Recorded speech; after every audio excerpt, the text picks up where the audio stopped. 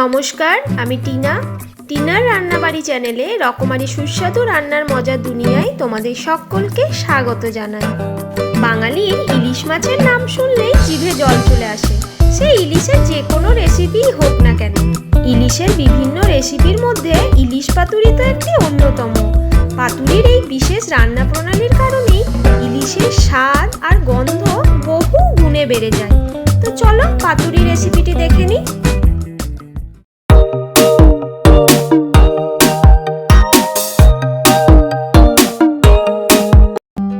বর্ষাকাল শুরু হলেই ইলিশের সুগন্ধ প্রায় প্রত্যেক বাড়ি থেকেই পাওয়া যায়, আমিও বাদ যাই কেন। পাতুরির জন্য 6 পিস ইলিশ মাছ নিয়ে নিয়েছি। এখানে হাফ টেবিল চামচ নুন, হাফ টেবিল চামচ হলুদ গুঁড়ো, 1 চা চামচ কাশ্মীরি লাল লঙ্কার গুঁড়ো আর 1 টেবিল চামচ সর্ষের তেল এর মধ্যে দিয়ে দিলাম।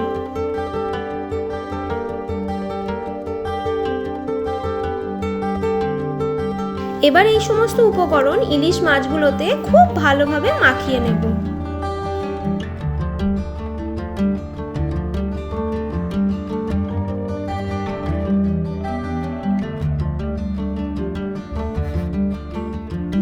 খুব ভালোভাবে ইলিশ মাছগুলোকে ম্যারিনেট করে নিয়েছি। এবার মাছগুলোকে প্রায় আধ ঘন্টার জন্য এইভাবেই রেখে দেব। এখানে আমার কিছুটা নারকেল প্রয়োজন। এই মালাই থেকে কিছুটা নারকেল আমি কেটে নিচ্ছি। এই ইলিশ পাতুরিতে অল্প একটু নারকেল দিলে এই নারকেলের মিষ্টতা ইলিশ পাতুরির স্বাদ কিন্তু আরও বাড়িয়ে দেয়। এখানে তোমরা নারকেল কোড়াও দিতে পারো। আমি নারকেলটাকে কেটে এখানে পেস্ট বানিয়ে নেব।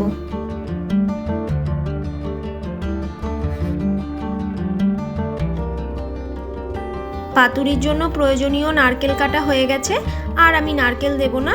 এবার এই নারকেলগুলোকে একটু কুচি কুচি করে নেব যাতে পেস্ট করতে সুবিধা হয়। দেখো নারকেলগুলো সব কুচি করা হয়ে গেছে।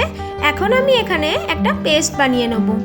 এজন্য 1.5 টেবিল চামচ মতো পোস্ত নিয়ে নিলাম। এবার পোস্তটাকে একবার মিক্সার গ্রাইন্ডারে শুকনোতেই পেস্ট বানিয়ে নেব। এবার এর মধ্যে হাফ টেবিল চামচ সাদা সর্ষে, হাফ টেবিল চামচ কালো সর্ষে, 1 চা চামচ নুন, 1 চা চামচের একটু কম চিনি আর 2টো কাঁচা লঙ্কা দিয়ে দিলাম। দিয়ে শুকনোতেই একবার পেস্ট করব।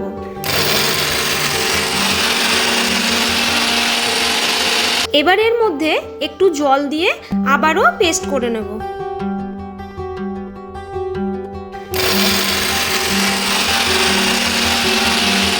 এবার এর মধ্যে নারকেল কুচিগুলো দিয়ে দিলাম। এবার এগুলোকে সব মিহি পেস্ট বানিয়ে নেব।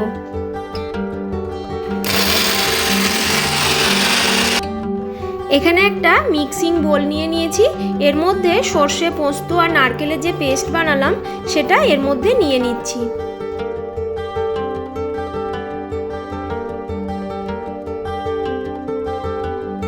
এখানে আমি হাফ টেবিল চামচ হলুদ গুঁড়ো দিয়ে দিলাম আর প্রায় 2 টেবিল চামচ মতো সর্ষের তেল দিয়ে দিলাম। এখানে কাঁচা সর্ষের তেলটা একটু বেশি পরিমাণেই দিতে হবে। এবার এগুলোকে সব খুব ভালোভাবে মিশিয়ে নিচ্ছি।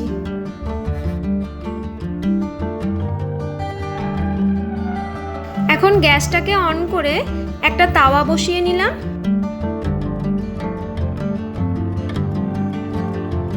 তাওয়াটা হালকা একটু গরম হয়ে গেলেই প্রয়োজনীয় কলাপাতাগুলো আমি একটু সেঁকে নেব। প্রত্যেকটা কলাপাতারই এপিট ওপিট একবার করে সেঁকে নেব যাতে মাছগুলো দিয়ে মুড়িয়ে নিতে সুবিধা হয়। আমার রান্নার ভিডিওগুলো তোমাদের কেমন লাগছে অবশ্যই আমায় কমেন্ট করে জানিও। যদি ভালো লেগে থাকে একটা লাইক করে দিও আর আমার চ্যানেলটাকে সাবস্ক্রাইব করে আমার পাশে থেকো। আর তোমাদের বন্ধুদের মধ্যে অনেক অনেক শেয়ার করে দিও। সব কলাপাতাগুলোই আমি সেঁকে নিয়েছি। এবার গ্যাসটাকে কিছুক্ষণের জন্য বন্ধ করে দিলাম। এবার একটা কলাপাতা নিয়ে নিলাম। এর মধ্যে 1 চামচ এই মশলাটা দিয়ে দিলাম।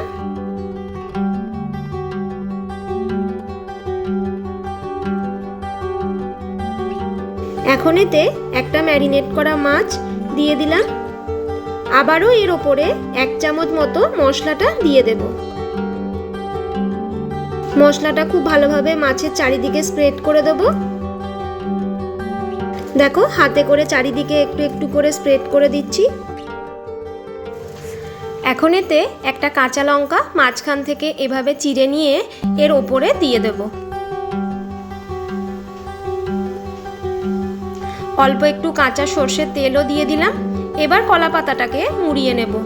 কলা পাতাটাকে মোড়ানোও একটা আর্ট, জানো তো?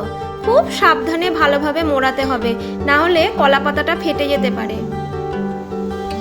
খুব হালকা হাতে এটাকে মুড়িয়ে নিলাম। এখন এখানে যে সেলাই করা সুতোগুলো হয় সেই সাদা সুতো ডবল করে আমি আগে থেকেই কেটে রেখে দিয়েছি। তোমরা যে কোনো মোটা সুতোও নিতে পারো অথবা এইভাবেও ডবল করে সুতো নিতে পারো। এবার পাতুরিটাকে খুব ভালোভাবে সাবধানে হালকা করে বেঁধে নেব। এই কলা পাতায় মাছগুলোকে মোড়ানো হয় কেন জানো তো? যাতে মাছগুলো নিজেদের স্বাদ আর গন্ধ ধরে রাখতে পারে, আর কলা পাতার গন্ধটাও ভেতরে ভেতরে মশলার সাথে মিশে যেতে পারে। এই কলা পাতায় মোড়া ইলিশ পাতুরির স্বাদ কিন্তু দুর্দান্ত হয়। দেখো তোমাদের সাথে কথা বলতে বলতে একটা পাতুরি আমার রেডি হয়ে গেছে। এবার বাকিগুলোকেও এই একইভাবে করে নেব। ইলিশ মাছ কিন্তু একটু তেলতেলে প্রকৃতির হয়।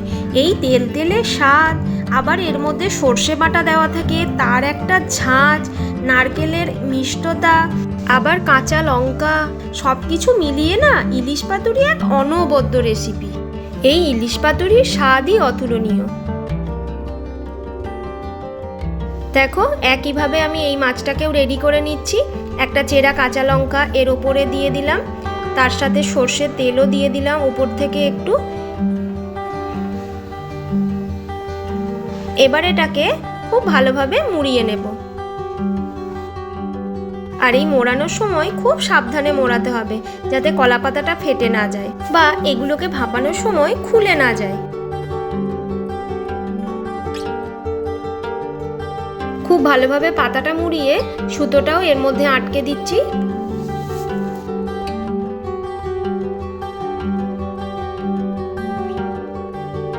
দুটো মাছ আমার রেডি হয়ে গেছে দেখো। একইভাবে বাকি মাছগুলোকেও আমি রেডি করে নেব। সব মাছগুলো আমি রেডি করে ফেলেছি।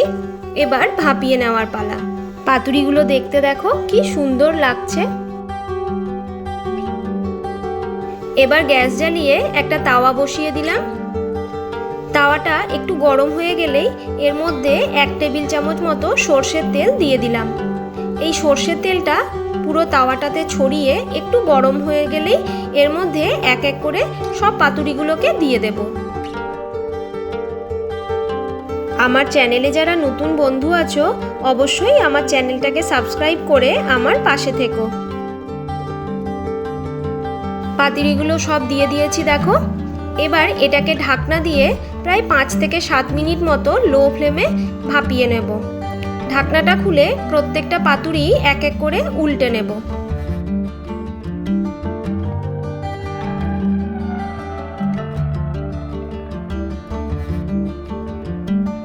এই পাতুরিটা উল্টাতে উল্টাতেই এত সুন্দর একটা গন্ধ বেরিয়েছে কলা পাতার আর ভেতর থেকে ইলিশ মাছের। পাতুরিগুলো সব উল্টানো হয়ে গেছে। আবারও ঢাকা দিয়ে এটাকে 10 মিনিটের জন্য ভাপিয়ে নেব। 10 মিনিট পর গ্যাসটাকে বন্ধ করে ঢাকাটা খুলে দেখো পাতুরিগুলো খুব ভালোভাবে ভাপানো হয়ে গেছে। এই পাতুরি এখন পরিবেশনের জন্য একদম তৈরি হয়ে গেছে। এই ইলিশ পাতুরি পরিবেশন করার সময় এর পাতা খোলার সঙ্গে সঙ্গেই যে সুগন্ধ বের হয় তা খিদেকে আরও বহুগুণে বাড়িয়ে দেয়। এই ইলিশ পাতুরি রেসিপিটি তোমাদের কেমন লাগলো অবশ্যই আমায় কমেন্ট করে জানিও। যদি ভালো লেগে থাকে একটা লাইক করে দিও, আর তোমাদের বন্ধু বান্ধব আত্মীয় স্বজনদের মধ্যে অনেক অনেক শেয়ার করো। আর আমার চ্যানেলটাকে সাবস্ক্রাইব করে আমার পাশে থেকো। প্রত্যেকে ভালো থাকবে, সুস্থ থাকবে। আবারও ফিরে আসবো নতুন কোনো এক রান্নার রেসিপি নিয়ে। এবার গরম গরম ইলিশ পাতুরি গরম ভাতের সাথে পেটে যাওয়ার জন্য একদম রেডি। প্রত্যেককে শুভ ভোজন। টাটা।